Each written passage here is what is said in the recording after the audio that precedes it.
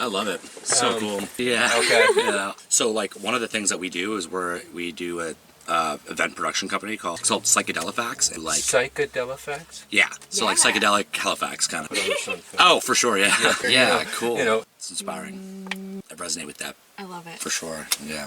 This is an amazing vibe. This is something like we've talked a lot about doing. It's like, yeah. And work out what you want, and then after you build it, then you'll realize what you really wanted. Right, And of course, what your yeah. workflow really is. Yeah, You for know. sure. As to whether you're... My name's Laura. And I'm Harris. And are you guys in a recording situation now, or actually do you ever stop recording? Oh, Or is it more of a live thing now? Or?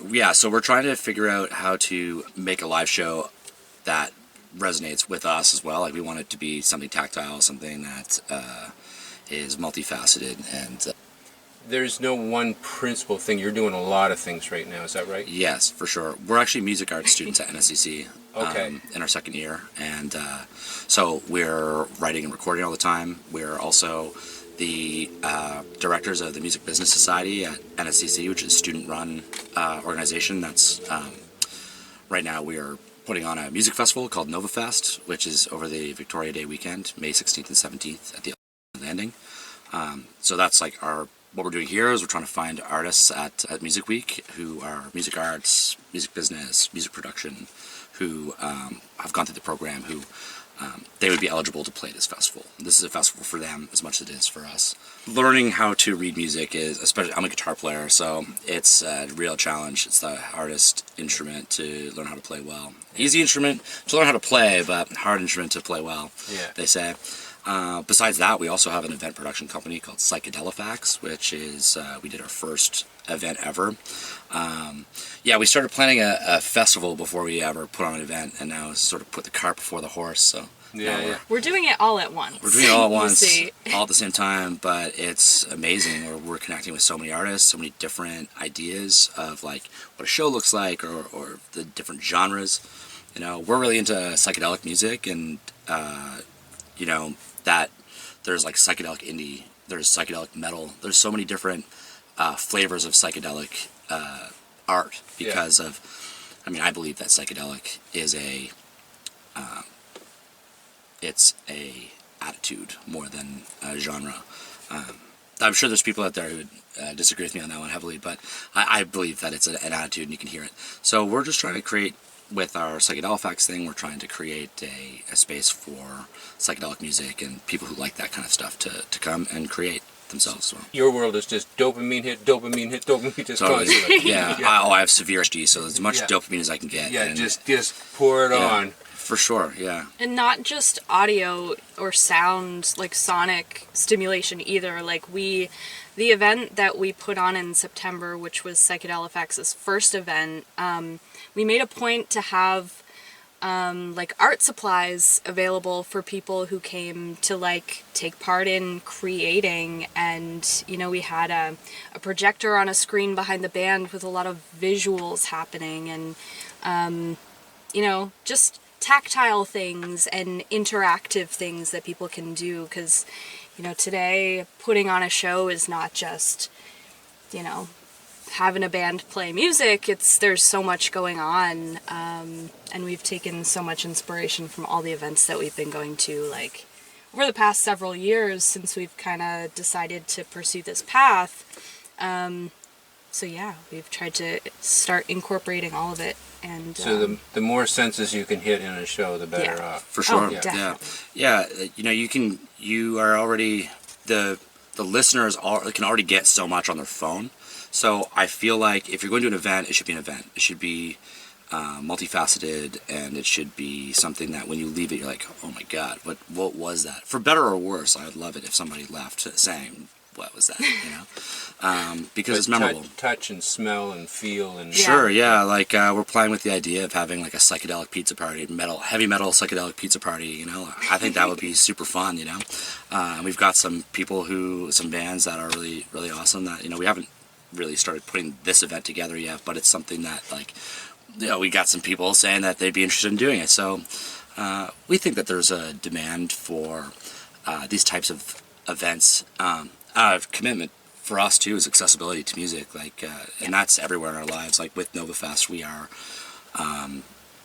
we want people to be able to come and experience the music of the alumni who've gone through the program, and not be broke at the end of it. You know, like we don't want somebody to break the bank to see music. We want them to see it, be inspired by it, and make their own, and come out and join us. You know. Yeah. So I'll put together a Slayer show, but it'll be done like in a polka vibe. Sure. Yeah. Yo, Totally. if that gets you going, man. Honestly, I love Slayer.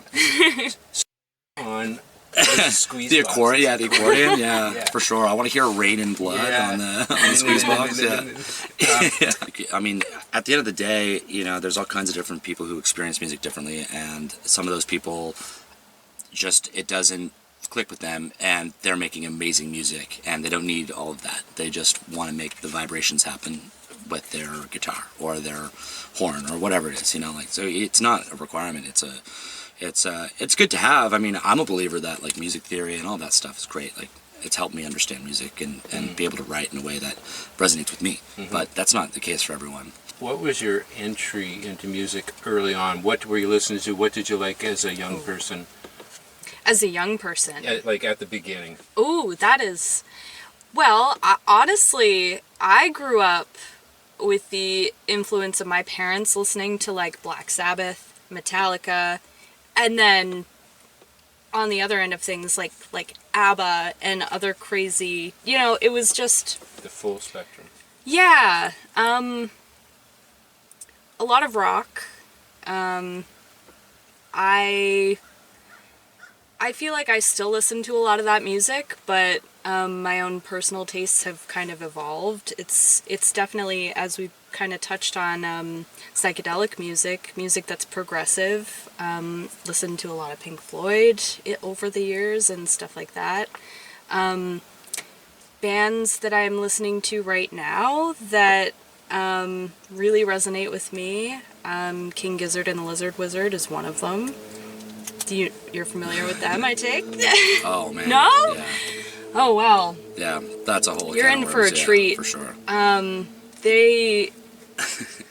They do everything though. I mean, they have a folk album, I think, but they also have metal albums. They have like They do everything. EDM. Yeah. They kind of dip into every genre. They make music.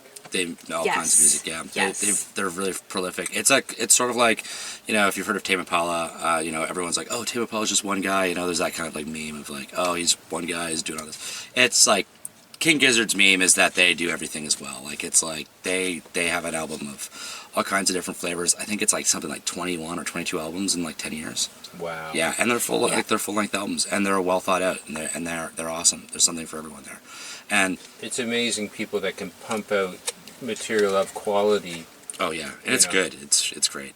Yeah. The thing I'll say about them too is that they're a heavy inspiration for us because of their commitment to accessibility for music, and like they give away everything. They have bootlegs of their albums on their website that are all of the stems for all of the stuff that happened that night, and they're just entirely available, and it just says like you can have them, you can print them, you can make your own copies of this, you can sell them as long as you send us a couple, whatever you think's reasonable. And I love that. It's like entirely DIY. It's like giving people tools to go and build something themselves. And I love that. I think it's a great attitude. They have a festival called Field of Vision. Yeah, that's right. I think that was their first festival that they put they on ran, yeah. themselves too. So that's They streamed it all again online. Yeah. a huge inspiration It's for just- us. Yeah, just making it available. That whole, you know, as much as we want to talk about the art of it, but that whole business model is really interesting in how it's been good for a few artists, you know, but this has taken it one step further, that they're putting out the stems Do what you and want saying with it. do what you want with them. It's not like here's my song for free. It's like here's the guts of my song. Here's everything. Yeah. Yeah. I love that. I think it's great. That's a really interesting concept. Definitely, they're like, so they did an album recently where it's all like, they had a 28-piece orchestra that they did a bunch of shows with, and a lot of the orchestras when they were touring, they were like finding like high school bands that would come and play like this like like a Coliseum show or something, and it's like what a great opportunity for these young artists to work with a band that's like got a dedicated fan base. They're sort of got a fan base that kind of reminds me of like Fish or like Grateful Dead or something like that. You know, Right. they're kind of like hyper niche. They're from Australia. And there's so much amazing music coming out of Australia.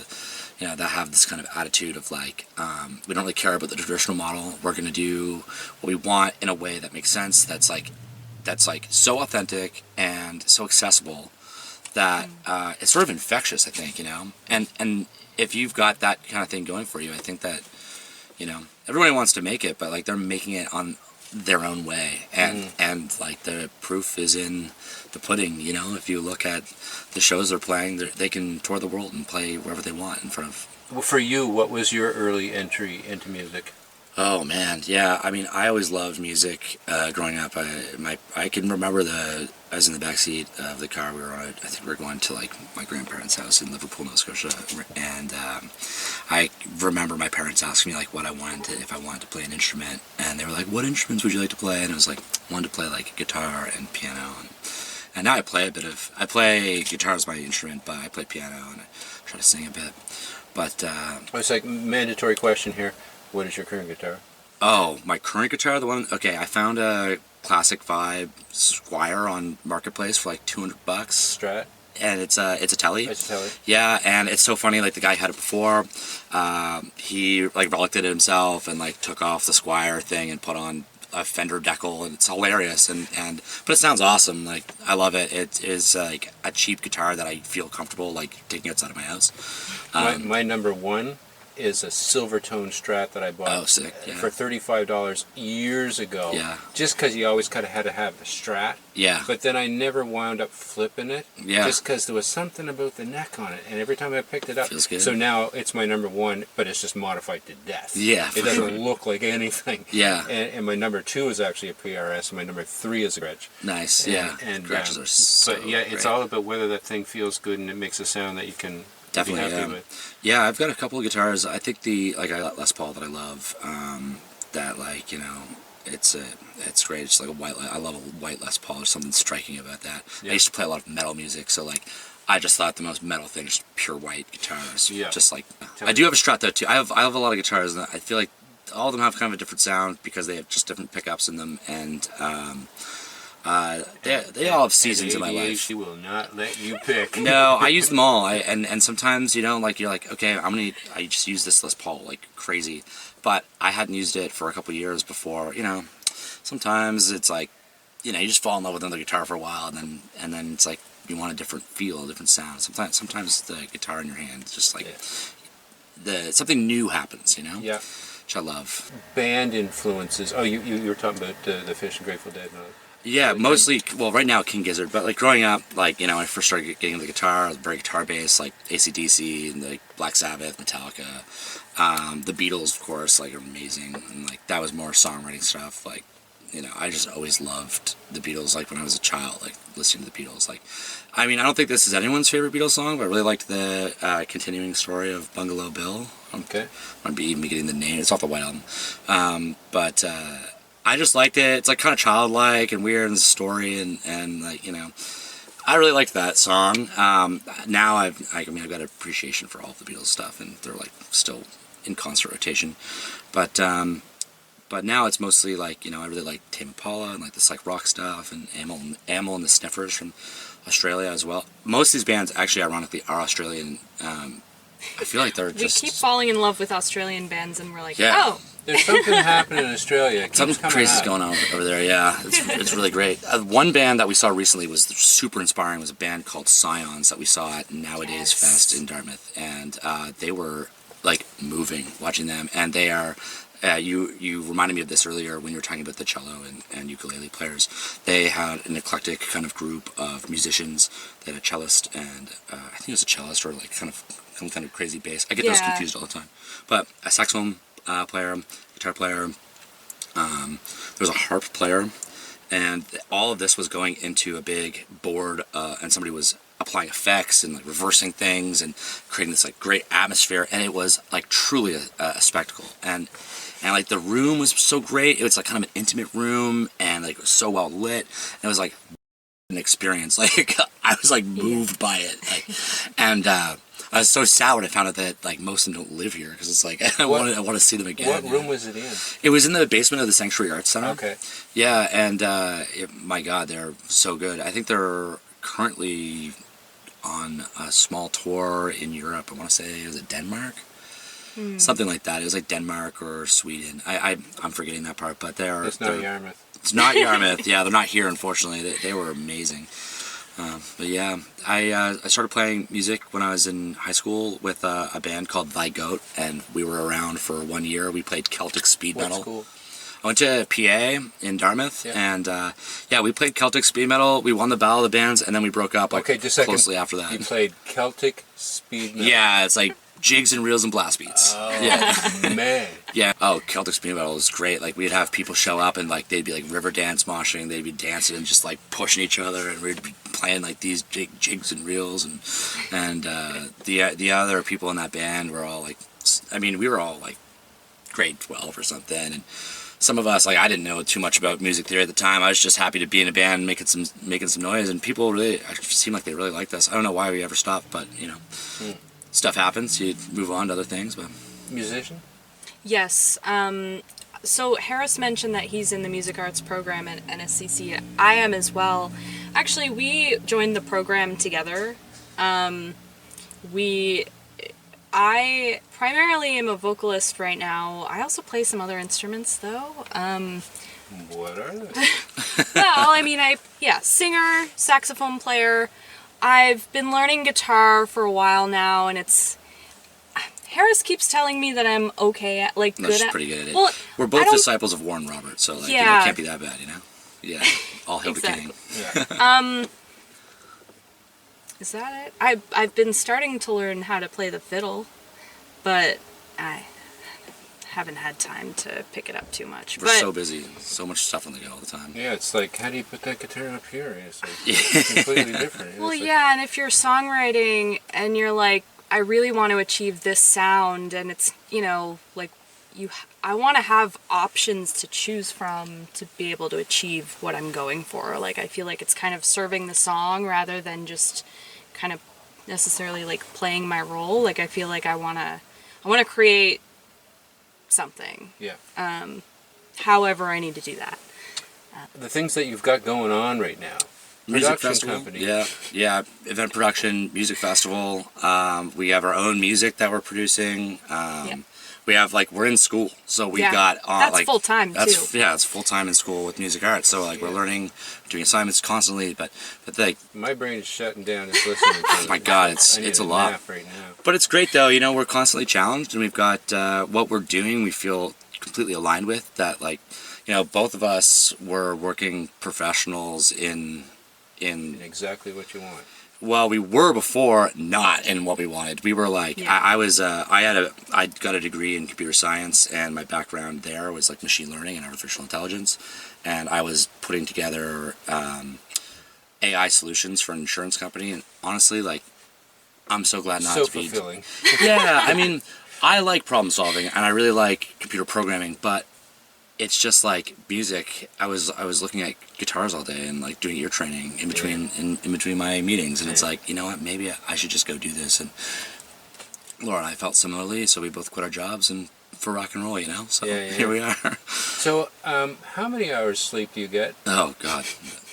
Are do you people still do disciplined about that at all? Do people still sleep? Is that a thing that Yeah, people do? yeah, exactly.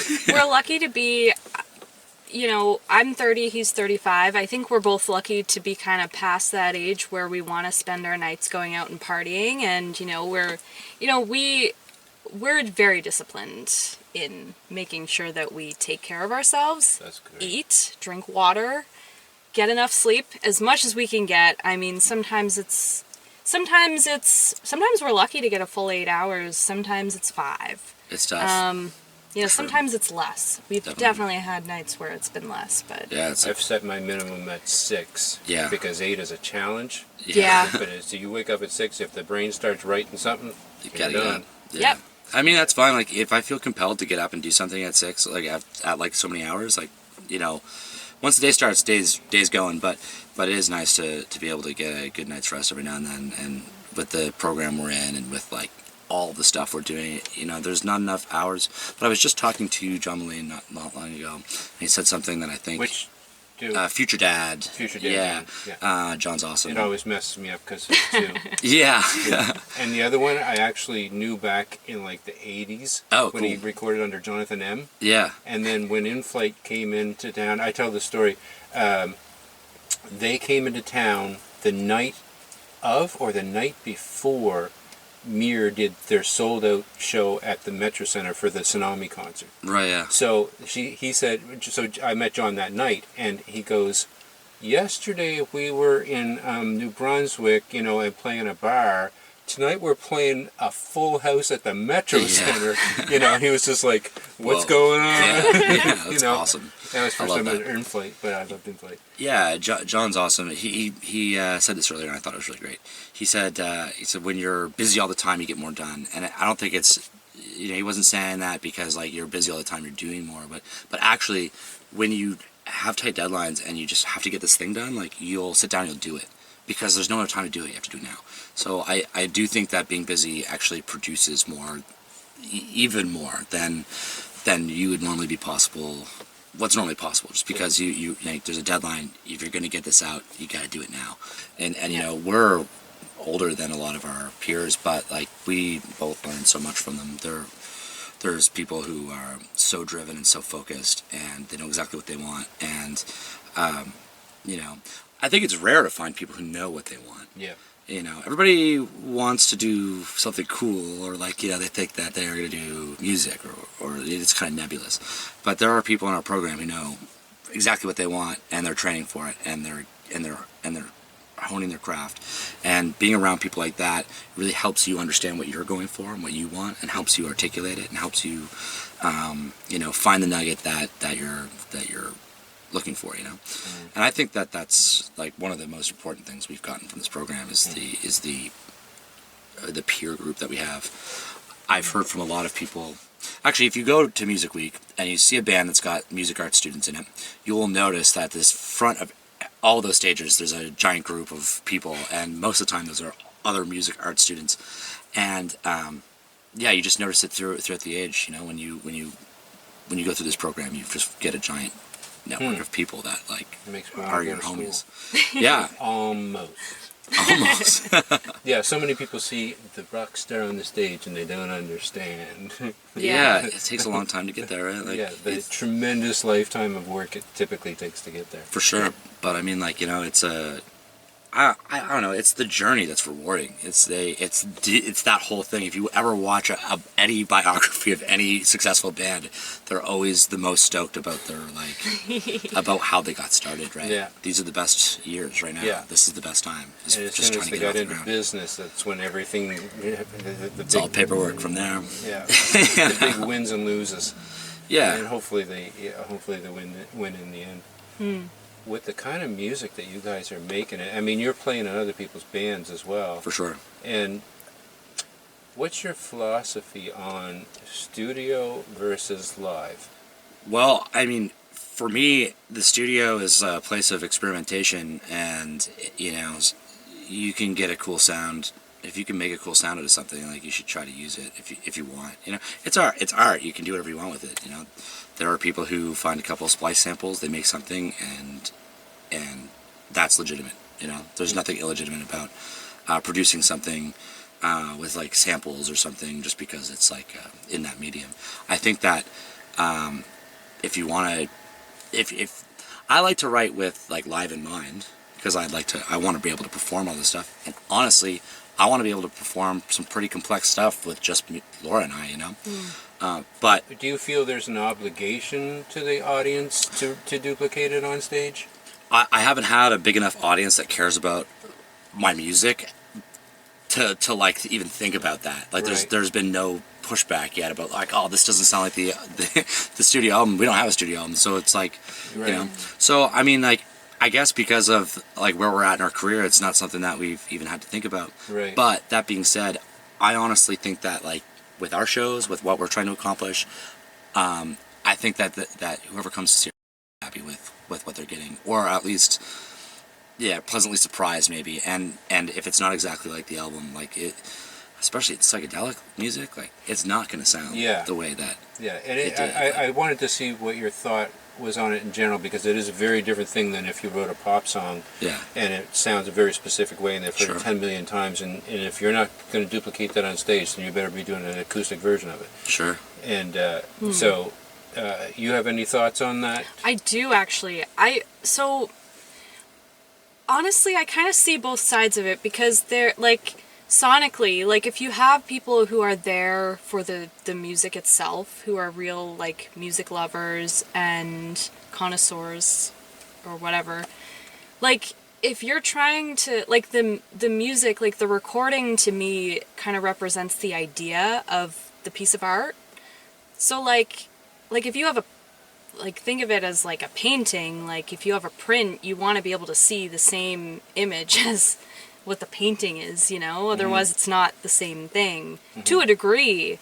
But so I guess like to an extent, I think you do need to be able to replicate like the idea. However, I think, you know, if there are little sounds and harmonies even that you can't achieve because you don't have the musicians or the technology or anything like that, I don't think that it should limit at all. I think that there are other things, like especially in what we're trying to accomplish, I think like theatrics is something that we want to bring. Definitely. And we want to bring like all these other, the visual stuff, like all of the other sensory stuff that brings something else to the show to make it what it is as a whole. And it's like, as long as it contributes to that idea, then I think that you're still conveying that idea and message to the audience. Sure. And I think that as you started talking about the visual, I immediately thought of him in a puppy suit playing a Hello Kitty guitar. It's like,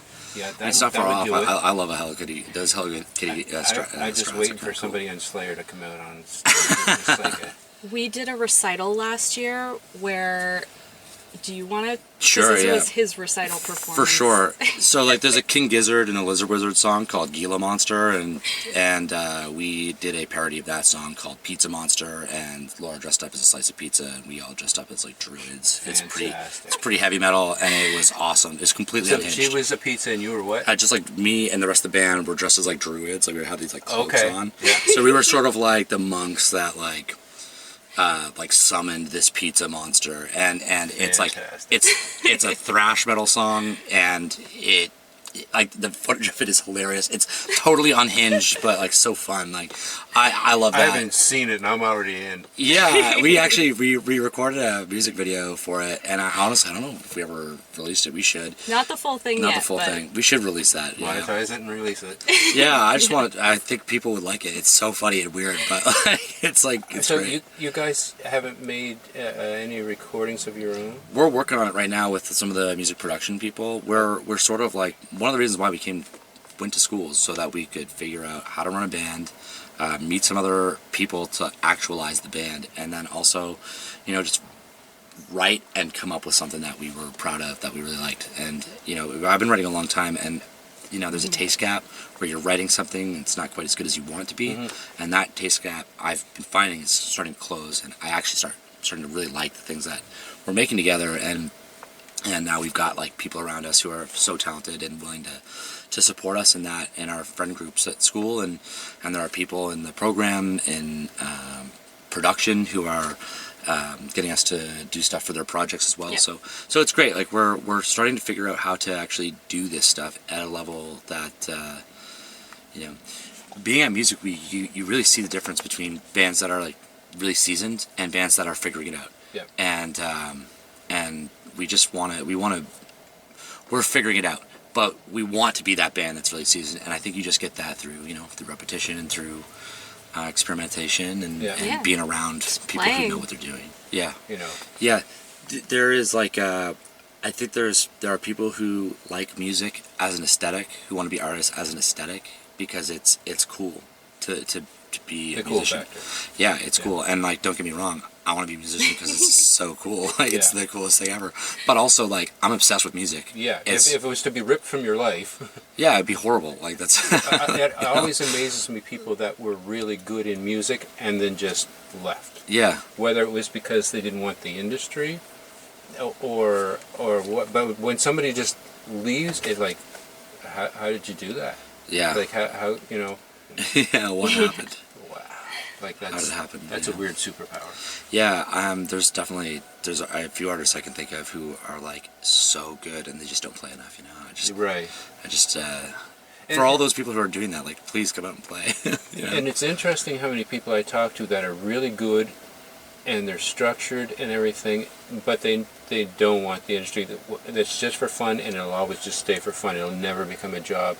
And I understand that, because like for me, when photography went from a hobby to a business, it changes. Right. You know, you've got to take that job, and you've got to get paid, and you know, all that thing. So people that stay in the hobby zone by choice, it's always an interesting thing to me, because it's just like, no, you're good. You got to keep going. But it's not for everybody. No, for sure. I can understand that. I have a good friend of ours who said, like, you know, is uncomfortable like selling his music, and I can understand that. Yeah. In some ways, I don't think. I mean, not that I have all this music to sell at this moment, but like we're building it. But you know, I want it to be available for people who want it. Yeah. If they're interested in the tunes, like you write for the audience, you keep the audience in mind, because you're the first audience member, you're the listener, you're the first listener. So like you write for the audience, I write for me, but I know that there's other people who like the same things that I like, and they're out there, and if this music resonates with them, then I hope it finds them, you know. And I'm gonna do my best to help them find it. Yeah. You know, because like there's no reason why anybody can't do this, you know. Like we are so connected now. We all have phones in our pockets that allow us to be, in some ways, we have to be our own, you know, marketing manager and social media organizer, and there's a million things you have to do. That's a huge conversation, but how we've all had to become content creators and what a time suck it is. But you know what, though? It's good to have the option to be able to do it. the option. Because there was never an option before. You either had a bad contract or no contract. Yeah, so yeah, that's a great way of putting it. Yeah, so I like the idea that we do have a measure of control, and I also believe that your audience will find you wherever you are, and if the way that you're doing things is like principled and in alignment with who you are, then like you will find the people like either probably locally, if you're not using social media and you're not touring, then it's going to probably be local, but like, you know, you can build your community that way, and it's just about different ways of building either your digital or local community, and like all of music is community oriented. It's like from you know, in ancient time, you know, everyone's sitting around, yeah, exactly. like around a fire, like, you know, it's the same thing. It's community building. It's like telling stories to each other. There's a mental, in my opinion, a mental shift that happens when you wrote a song because it was what you're feeling, and then all of a sudden it becoming a product. Mm-hmm. I think there has to be a distance that has to happen, because you have to realize, okay, now that's public. Somebody's got to buy that or whatever. Sure. You know, as opposed to just something that you wrote and recorded because you felt it. Yeah, I mean, my personal, like, you know, I'm not super keen on like corporatizing things, but I do think there is a measure of creativity in how you present your music to people, and I like that challenge of like, how am I going to enable people to find this piece of art? Yeah.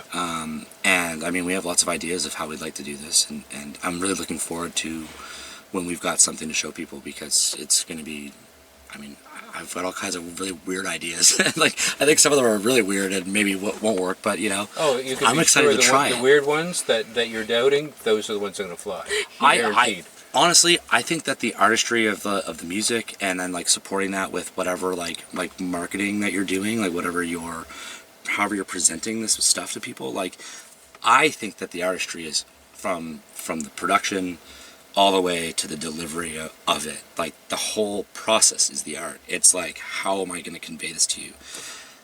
I love that. Yeah. I think it's cool. I think it's so cool to be able to. It's just another dimension of creativity. Yeah, I think it's. Anyway, we'll see how it works out. I think it'll be fun.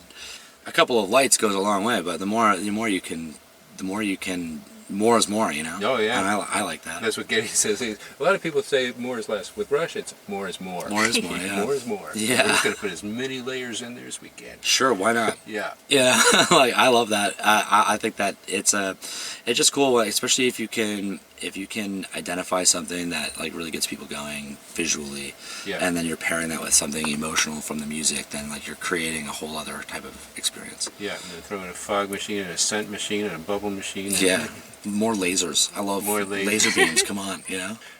Yeah, I'm a light freak. I was taking lights and making them do things that they were never meant to do from the time I could solder a wire. I met this family member of mine who was completely lost to us at he was like an orphaned. He's in his 70s, 80s. He's in his 80s. He would have been my grandmother's first cousin. We met this guy because he found us through like Ancestry.com or whatever.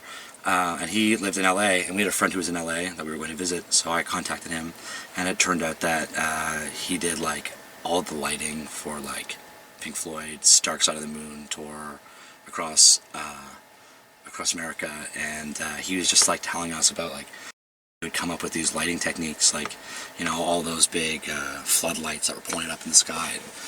And you know, just like making them swing, because I thought it'd like be really cool, especially like in the 70s. You know, people are taking certain substances. Whoa, what's going on here? You know, and like they were coming up with like really cool innovations where they'd take like the big aluminum poles, and just like taking a glue gun and poking holes in the aluminum, Yep. and then firing light down that, and the effect that had. It's like so DIY, but like those are iconic light shows. He did lights for like Bob Dylan and for. Lived with the Stones for a couple of years in the south of France. Really kind of really an interesting guy. Like, you know, Yeah, I had super awesome. Oh my God, it was so cool. We were all, so he works at at Marina Del Rey, and he just like works on the boats, and once a month, if you work there, you're allowed to take it out. So he said, "I'll take you out if you want to come out." And like at this point, I didn't know any of this stuff. I was just thrilled to meet somebody who's like, you know, my long lost relative, and we were out on the ocean, and one of the people on the boat said that she was a saxophone player, and she was playing at the Monterey Jazz Fest. And I said, "Oh man, the Monterey Jazz Festival concert DVD of Jimi Hendrix was one that I watched when I was 14. I watched that like so many times, like on repeat. I wanted to know everything about Jimi Hendrix. Like the way he played was so so amazing to me." And then and then Bruce, who's my like relative, was like, "Yeah, I was there. I was filming that." So it's like, what a cool connection. Like, this was a piece of media that I consumed over and over and over again, and he was one of the camera operators there who had captured it. And it's like, what an interesting connection, you know. It's like, just like ADHD through through the whole through time, man. It's wild. I've